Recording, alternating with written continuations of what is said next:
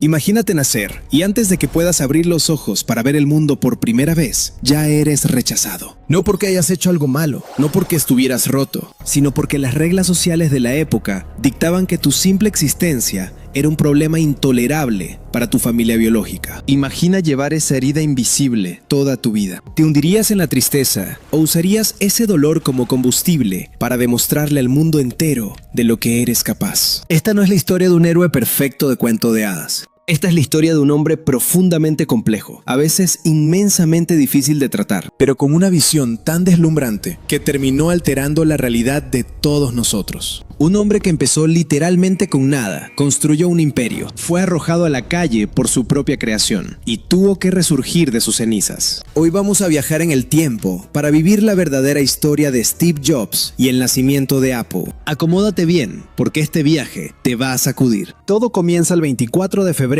de 1955. Una joven estudiante universitaria y un inmigrante sirio tienen un bebé. Por presiones familiares, quedarse con él es imposible, así que lo dan en adopción. Y aquí ocurre el primer giro del destino que moldearía la mente de nuestro protagonista. El niño termina en los brazos de Paul y Clara Jobs, una pareja humilde de clase trabajadora que no tenía educación universitaria. Steve creció sabiendo que era adoptado. Y hay una anécdota que te rompe el corazón, pero te explica todo sobre él. Cuando era muy pequeño, una vecina le preguntó con la crueldad inocente que a veces tienen los niños: ¿eso significa que tus verdaderos padres no te querían? Steve corrió a su casa llorando desconsoladamente. Sus padres adoptivos lo miraron a los ojos y con una seriedad absoluta le dijeron: no, nosotros te elegimos a ti. Fuiste elegido. Esa dualidad, ese sentimiento profundo de haber sido abandonado, pero al mismo tiempo de ser el elegido, creó en él una necesidad obsesiva e insaciable de tener el control de su entorno. Si él controlaba todo, nadie podría volver a rechazarlo. Esa chispa de inseguridad se transformó en un fuego incontrolable. A medida que crecía en California, rodeado de campos de cultivo que rápidamente se estaban llenando de empresas de tecnología, Steve no era el típico estudiante de honor. Era rebelde, brillante pero desenfocado. Y entonces ocurre la magia. Conoce a alguien que cambiaría su vida para siempre: Stephen Wozniak. Wozniak, o simplemente Woz, era mayor que él. Era un genio absoluto de la electrónica, un alma pura que solo quería construir circuitos por pura diversión. Jobs no era ingeniero, no sabía diseñar placas como Woz, pero Jobs tenía algo mucho más peligroso: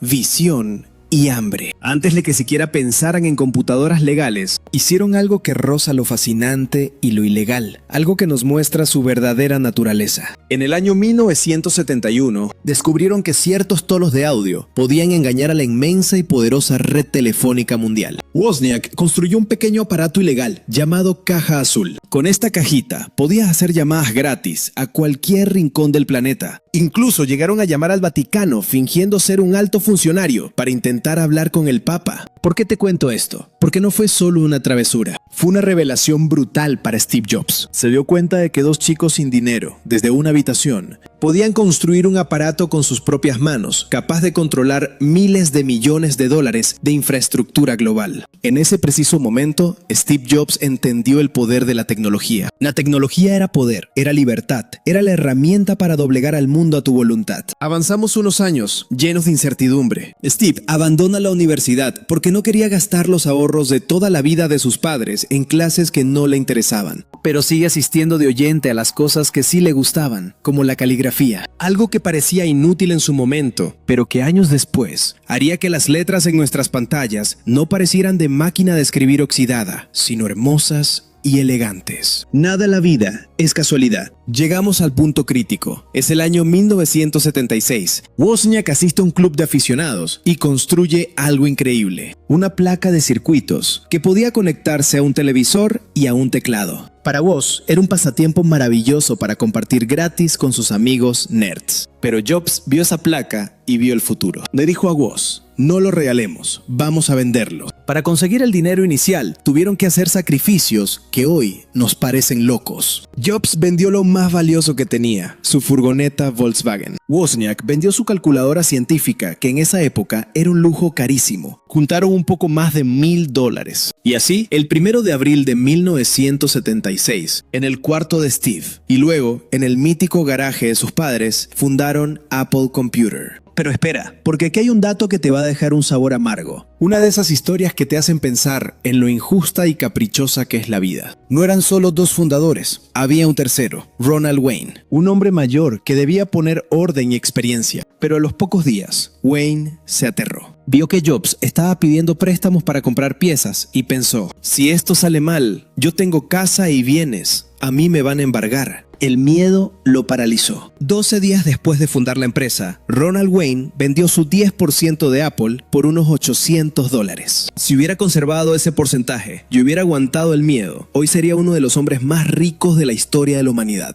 Una lección brutal. A veces, el miedo a perder lo poco que tienes te impide alcanzar la grandeza absoluta. Si te va gustando el video hasta ahora, por favor dale al botón de suscribirse o seguir. Eso me ayuda muchísimo. Continuemos. Trabajando de sol a sol, descalzos, comiendo mal, ensamblaron a mano las primeras computadoras, la Apple I. Las vendían a una pequeña tienda local. No era glamuroso, era puro sudor y desesperación por no fracasar. Pero no se conformaron, sabían que la Apple I era solo para expertos. Jobs quería algo más grande. Quería una máquina que tu mamá, tu hermano pequeño o cualquier persona pudiera usar y amar. Una computadora que no fuera un montón de cables sueltos, sino una obra de arte cerrada y perfecta. De esa ambición descomunal nace la Apple II.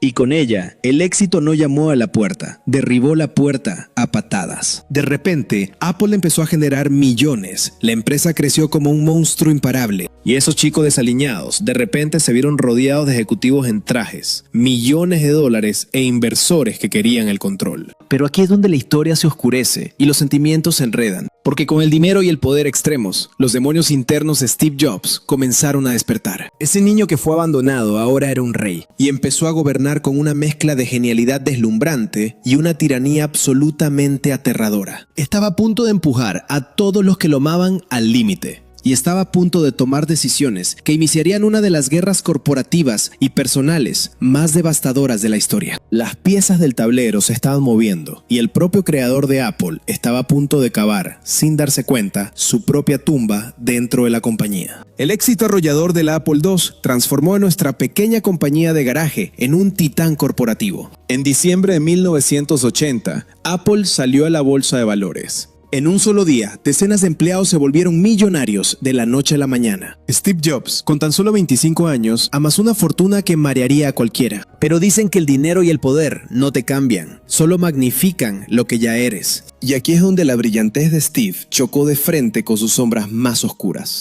¿Recuerdas que hablamos de su herida de abandono? Bueno, la vida tiene un sentido de la ironía sumamente cruel. Justo cuando Apple empezaba a despegar, la novia de Steve de toda la vida quedó embarazada. Y en un acto que hasta el día de hoy genera indignación y desconcierto, Steve, el niño que fue regalado por sus padres, negó rotundamente la paternidad de esa niña. La pequeña nació y su madre tuvo que depender de la asistencia del gobierno para poder sobrevivir, mientras el padre de su hija se convertía en uno de los hombres más ricos del país. ¿Puedes sentir la rabia de esa situación? ¿La absoluta falta de empatía? Pero la mente de Jobs era un laberinto indescifrable, porque al mismo tiempo que juraba en la corte que él no podía ser el padre de esa niña, a la que llamaron Lisa, él estaba desarrollando la computadora más avanzada que el mundo hubiera visto hasta entonces, y decidió nombrarla Apple Lisa. Cuando los periodistas le preguntaban, él miraba fijamente las cámaras y mentía sin parpadear, diciendo que era un acrónimo técnico aburrido. En el fondo, era un hombre roto que no sabía cómo lidiar con sus propias emociones, volcando toda su pasión, su culpa y su obsesión en placas de metal y plástico, en lugar de seres humanos. Mientras el proyecto Lisa avanzaba, Steve estaba desesperado por encontrar el futuro, y lo encontró en el año 1979, pero no en su propia empresa, sino en las oficinas de otra corporación gigantesca, Xerox. Xerox tenía un centro de investigación donde unos ingenieros brillantes habían creado algo insólito. Hasta ese momento, para usar una computadora, tenías que escribir comandos de texto incomprensibles en una pantalla negra. Pero en Xerox tenían pantallas con dibujitos, carpetas, ventanas y un pequeño aparato de plástico con una rueda que movías con la mano para interactuar con la pantalla, el ratón. Steve Jobs vio esto y sintió que le estallaba la cabeza. Era como si le hubieran quitado una venda de los ojos. Vio el futuro de la informática frente a él. Muchos dicen que Jobs les robó la idea, y aunque es verdad que tomó el concepto, la realidad es que Xerox no sabía qué hacer con esa tecnología. La veían como un juguete. Jobs, en cambio, entendió que eso cambiaría la historia de la humanidad.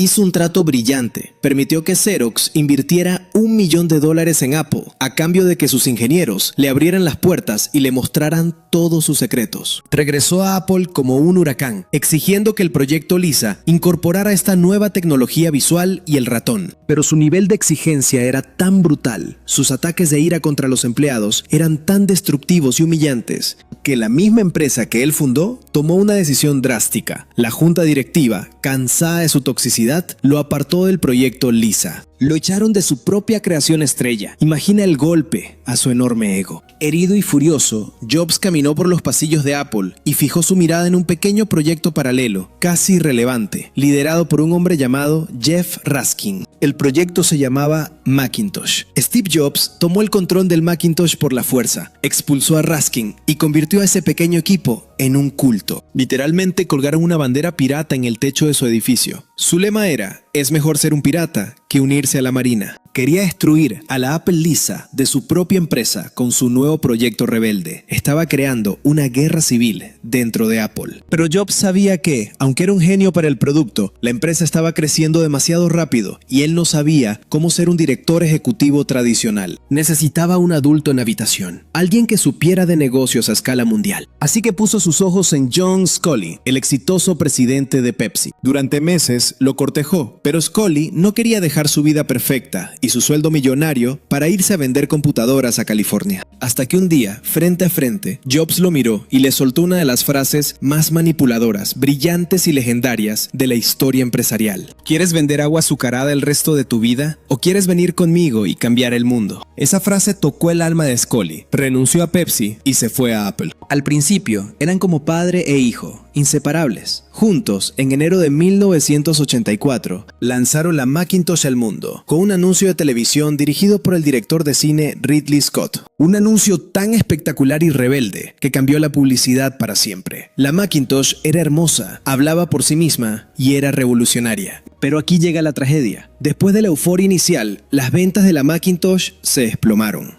Era demasiado cara y casi no tenía programas útiles. La atención en Apple se podía cortar con un cuchillo. La empresa estaba perdiendo dinero. El proyecto Lisa había sido un fracaso comercial estrepitoso y la Macintosh no estaba salvando el barco. Jobs, sintiendo la presión, se volvió aún más errático y controlador. Empezó a conspirar en las sombras para arrebatarle el poder a John Sculley, el mismo hombre que él había rogado que viniera. Quería dar un golpe de estado en su propia compañía. Pero alguien filtró el plan. Llegamos a mayo de 1985. La sala de juntas de Apple es el escenario de un enfrentamiento a muerte. A un lado, Steve Jobs, el fundador, el visionario, el alma de la empresa. Al otro, John Sculley, el hombre de negocios, apoyado por la junta directiva que estaba harta de los berrinches y las pérdidas millonarias que causaba Steve. Se hizo una votación y en un instante desgarrador, todas las manos de la junta directiva se levantaron apoyando a Sculley. Steve Jobs fue despojado de todas sus responsabilidades. Le quitaron su equipo, le quitaron su poder. Lo exiliaron a una oficina vacía en un edificio lejano al que llamaban Siberia. A los 30 años, el hombre que había puesto en marcha la revolución de las computadoras personales fue desechado por su propia creación. Humillado, con el corazón destrozado y sintiendo que su vida entera había perdido el sentido, Steve Jobs recogió sus cosas y salió por la puerta de Apple. El arquitecto del futuro acababa de quedarse en la calle. Y lo que pasó después, en la oscuridad de su peor fracaso, es lo que verdaderamente separó el mito del hombre. Imagina caer desde la cima de la montaña más alta, directamente hacia un abismo oscuro, sin paracaídas. Así se sentía Steve Jobs en el verano de 1985. Había perdido su empresa, su identidad, su propósito en la vida. Durante meses, vagó por su enorme y silenciosa mansión, profundamente deprimido, llegando incluso a considerar huir a Japón para convertirse en monje. ¿Te imaginas la frustración asfixiante? Ver cómo los ejecutivos de traje que él mismo había rogado que trabajaran para él, ahora se adueñaban de su creación, borrando su nombre de los pasillos. Genera una indignación profunda. Es esa rabia pura e hirviente que sientes cuando el mundo te arrebata lo que te pertenece por derecho, cuando la burocracia aplasta a la pasión. Pero la tristeza en un hombre como Steve rápidamente mutó en una ambición feroz, casi salvaje. Quería venganza, quería demostrarles a todos los que lo traicionaron que habían cometido el peor error de sus vidas. Quería restregarles su éxito en la cara. y así llevándose consigo a varios de los ingenieros más brillantes que renunciaron a Apple por lealtad a él, fundó una nueva empresa llamada Next. Next no era solo una computadora, era su orgullo encapsulado en un cubo negro absolutamente perfecto. Jobs estaba tan obsesionado con la perfección visual que pagó la locura de $100,000 solo por el diseño del logotipo. Quería construir la máquina definitiva para la educación y la ciencia. Pero aquí, los demonios de la terquedad volvieron a cegarlo. La computadora era una obra de arte, una maravilla tecnológica adelantada a su tiempo, pero costaba casi $10,000. Ningún estudiante podía pagarla. Fue un fracaso comercial brutal. Parecía que su magia, su chispa, se había esfumado para siempre. Los críticos susurraban que Steve Jobs era solo un fraude, un golpe de suerte del pasado que no podía repetir su éxito. Mientras su venganza parecía desmoronarse, el destino, con su ironía impecable, le tenía preparada una sorpresa en la puerta de atrás. En el año 1986, el famosísimo director de cine George Lucas, creador de La Guerra de las Galaxias, estaba pasando por un divorcio complicadísimo y necesitaba dinero en efectivo con extrema urgencia. Lucas tenía una pequeña y extraña división de computadoras gráficas que quería vender. Jobs, casi por capricho y viendo una oportunidad tecnológica, la compró por $10 millones. A esa pequeña y desconocida empresa la rebautizó como Pixar. Al principio Pixar fue un pozo sin fondo, una pesadilla financiera. Steve perdía $millones de su propio bolsillo cada año intentando vender un hardware gráfico que nadie en el mundo quería comprar. La tensión era asfixiante, el estrés lo estaba consumiendo. Pero dentro de Pixar había algo invaluable, un grupo de artistas y soñadores que solo querían hacer películas animadas por computadora. Steve, en un acto de paciencia y fe rarísimo en él, dejó de intentar controlar todo y les permitió trabajar en un proyecto secreto, en alianza con los estudios Disney. Fueron años de angustia, de peleas corporativas, de estar a punto de cerrar las puertas y despedir a todos incontables veces, hasta que en noviembre de 1995 ocurrió el milagro. Se estrenó Toy Story. Fue un éxito mundial sin precedentes, una explosión cultural, la primera película completamente animada por computadora en la historia de la humanidad. El mundo enloqueció. Y gracias a ese grupo de artistas y juguetes parlantes, Pixar salió a la bolsa de valores. En un solo día, Steve Jobs, el hombre que había sido desterrado y dado por vencido, se convirtió en multimillonario por segunda vez. Y aquí está el dato increíble. Logró un patrimonio muchísimo mayor del que jamás tuvo en Apple. Es como si la vida le estuviera gritando: aún no he terminado contigo, tu historia apenas comienza. Además, durante esta travesía por el desierto, el dolor lo hizo madurar. Se casó, formó una familia y comenzó, lentamente, a bajar sus escudos y a reparar la relación rota con su primera hija, Lisa. Pero ¿qué estaba pasando con su primer gran amor? ¿Qué pasaba con Apple? Mientras Jobs tocaba el cielo de Hollywood con Pixar, Apple se hundía en el lodo más espeso. Sin su visionario, la empresa de la manzana se convirtió en un barco a la deriva, secuestrado por ejecutivos corporativos que solo miraban las hojas de cálculo y no entendían en absoluto el alma de los productos. Era desesperante verlo desde afuera. Lanzaron docenas de modelos de computadoras confusos que nadie entendía, impresoras mediocres, cámaras de fotos y hasta una consola de videojuegos que fue un desastre total. Sacaron un aparato llamado Newton, que era una idea brillante, el abuelo de las tabletas modernas, pero la tecnología aún no estaba lista y terminó siendo el hazmerreír de los medios de comunicación. La junta directiva, en un estado de pánico total, despedía a un director tras otro. Echaron a John Sculley, trajeron a otro, lo volvieron a echar y finalmente pusieron al mando a un hombre llamado Gil Amelio. Las acciones de Apple caían en picada, el dinero se esfumaba como agua entre los dedos. Las empresas rivales se reían a carcajadas de ellos. Su sistema operativo era viejo, torpe y las computadoras se bloqueaban todo el tiempo, mientras que la competencia dominaba el mundo entero. Para finales del año 1996, la situación era de terror. Apple estaba literalmente a solo 90 días de la bancarrota absoluta, a 3 meses de desaparecer de la faz de la Tierra para siempre. Años de esfuerzo, los sueños que nacieron en aquel garaje, estaban a punto de ser borrados de la historia por la pura incompetencia de hombres de traje que no sabían soñar. Sientes un nudo en el estómago al ver cómo una empresa legendaria está a punto de morir por asfixia corporativa. Gil Amelio, Desesperado y acorralado, sabía que Apple necesitaba un nuevo sistema operativo con urgencia extrema si querían sobrevivir un año más. Buscaron por todas partes, intentaron comprar tecnología de otras empresas, pero nada servía. Y entonces, en medio de la desesperación, alguien miró hacia esa empresa de las computadoras de cubo negro, que no se vendían, pero que ocultaban un software increíblemente avanzado, un sistema robusto y a prueba de fallos. Alguien miró hacia Next.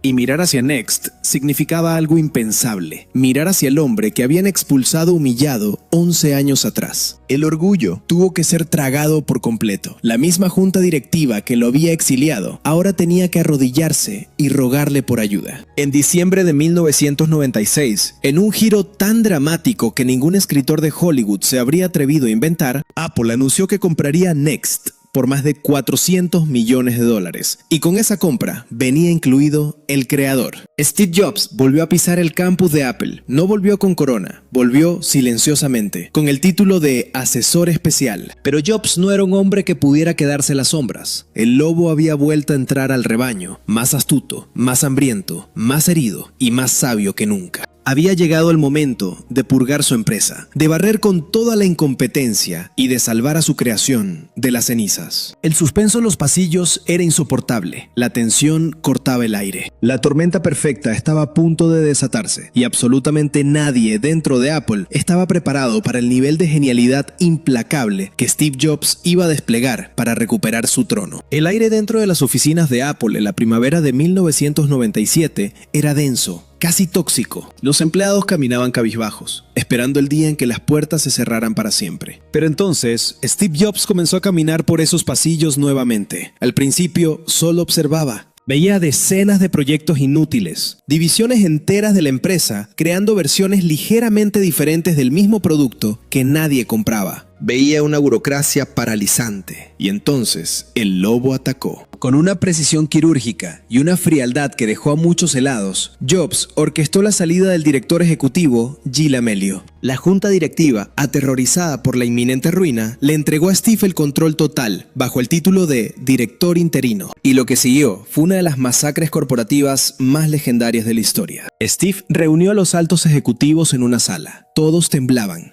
Él se acercó a una pizarra blanca, tomó un marcador y dibujó una simple cruz, creando 4 cuadrados vacíos. Dijo que arriba irían las palabras consumidor y profesional, y a los lados escritorio y portátil. Se dio la vuelta, miró a esos hombres de traje que habían hundido su empresa y les dijo con desprecio: esto es todo lo que vamos a hacer. 4 computadoras increíbles. Todo lo demás se cancela hoy mismo. De un plumazo, canceló el 70% de los productos de la compañía. Despidió a miles de personas. Fue brutal, fue despiadado y despertó una enorme rabia y lágrimas en cientos de familias que perdieron su sustento. Pero era la única manera de detener la hemorragia. Apple estaba a semanas de la quiebra total. Sin embargo, para salvar a su creación, Steve Jobs tuvo que hacer algo que le dolió en el alma. Algo que nos demuestra cuánto había madurado. Necesitaba dinero en efectivo urgente y una inyección de confianza en el mercado. ¿A quién acudió? Al hombre al que había criticado durante años, a su mayor némesis, al rey absoluto de la industria en ese momento, Bill Gates. En agosto de 1997, en una conferencia de Apple, una pantalla gigante se iluminó sobre el escenario y el rostro de Bill Gates apareció enorme, como un gran hermano, anunciando que Microsoft invertiría $150 millones